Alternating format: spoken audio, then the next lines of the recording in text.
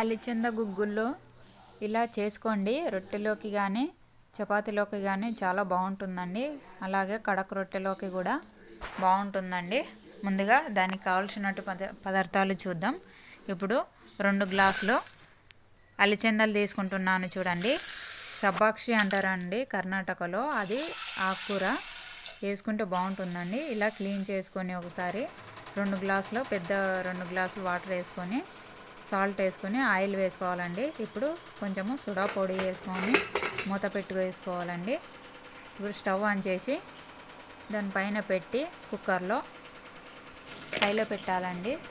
పెట్టి ఇప్పుడు 5 పచ్చిమిర్చి తీసుకున్నాను చూడండి. మిక్సీ జార్లో వేసుకొని మిక్సీ పట్టుకోవాలండి. పచ్చిమిర్చి 3 ఆనియన్ తీసుకోవాలండి. మీడియం ఫ్లేమ్లో ఇలా కడిగి చూడండి విజిల్ పెట్టాను చూడండి. 9 విజిల్ వచ్చేంత వరకు చేసుకోవాలండి. ఇలా ఆనియన్ సన్నగా కట్ చేసి పెట్టుకోవాలండి. నైట్ నానబెట్టుకుంటే ఒక 5 విజిల్ అయితే సరిపోతుందండి. నేను నానబెట్టుకోలేదు కాబట్టి పాలకూర ఇలా అందులో వేసుకొని సబ్బాక్షి అంటారండి కర్ణాటకలో. ఇది ఆకుని మొత్తం క్లీన్ చేసుకొని వాటర్లో వేసుకొని ఇప్పుడు ఆయిల్ వేసుకొని జీలకర్ర వేసుకోవాలి. చిటపట అన్నప్పుడు ఆనియన్ వేసుకోవాలండి. మొత్తము ఇలా మిక్స్ చేయాలండి. కరివేపాకు వేసుకోవాలి కానీ వేయలేదండి నేను. వేసుకోవాలి ఖచ్చితంగా. ఇప్పుడు పచ్చిమిర్చి అందులో వేసుకుంటున్నాను చూడండి. పేస్ట్ అంటే అంతా కచ్చపచ్చ మిక్స్ చేసుకోవాలండి. పచ్చిమిర్చి మెత్తగా ఉండకూడదు. పచ్చిమిర్చి ఇలా రఫ్గా వేసుకొని సాల్ట్ వేసుకోవాలి. చిటికెడు పసుపు వేసుకొని మిక్స్ చేయాలండి. పచ్చివాసన పోయేంత వరకు ఇలా కలుపుతూ ఉండాలి. ఎందుకంటే కలపకపోతే మాడిపోతుంది కాబట్టి ఇలా కలపాలండి.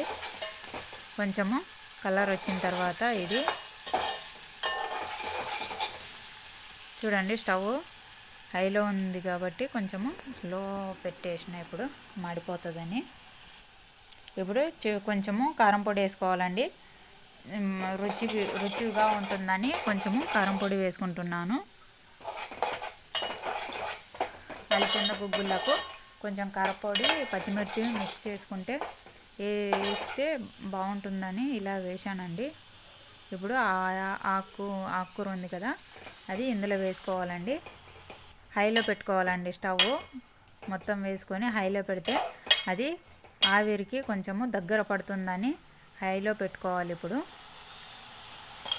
తొందరగా దగ్గరకు అవుతుంది కాబట్టి అందుకే హైలో పెట్టేసిన స్టవ్. ఇలా మొత్తం మిక్స్ చేసుకోవాలండి. ఇప్పుడు వాటర్ ఉంది కదా, వాటర్ మొత్తము పోయేంత వరకు ఉడికించుకోవాలండి. దగ్గరకు అయ్యేంత వరకు ఉడికించుకొని సాల్ట్ అయ్యిందో లేదో చెక్ చేసుకోవాలండి. కొంచెం తక్కువైంది కాబట్టి కొంచెం వేసుకున్నాను. కారం సరిపోయిందండి. ఇప్పుడు ఆ ఉడికినటువంటి గుగ్గులని చూడండి. ఈ గుగ్గులు ఉంటాయి కదా, అలిచెంద గుగ్గులు ఉడికినాయి చూడండి. చాలా మెత్తగా ఉడికినాయి.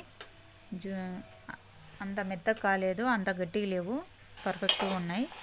ఇప్పుడు ఆ గుగ్గులు అనేది ఇందులో వాటర్ అంతా డ్రై అయిపోయినాయి కదా, ఇప్పుడు ఇందులో వేసుకోవాలండి. అలిచెంద గుగ్గులను మొత్తం ఇందులో వేసుకొని కలుపుకోవాలండి. మొత్తము మిక్స్ చేయాలి.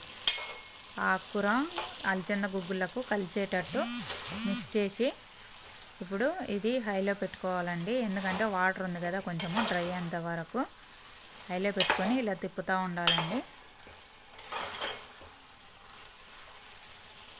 ఆ వాటర్ పోయేంత వరకు ఉడికించుకోవాలండి కొంచెము. ఇప్పుడు స్టవ్ ఆఫ్ చేసి కిందికి తీసుకోవడమేనండి. బాగుంటుందండి. రొట్టెలోకి కానీ చపాతీలోకి కానీ తింటే చూడండి జ్యూసీగా ఉంది. ఇప్పుడు కొంచెము సన్నగా కట్ చేసి పెట్టుకున్నటువంటి కొత్తిమీర వేసుకోవాలండి పైన. చూడండి రొట్టెలోకి తింటే బాగుంటుందండి. ఒకసారి మీరు ట్రై చేయండి. చాలా బాగుంటుందండి. చూడండి పర్ఫెక్ట్గా వచ్చింది.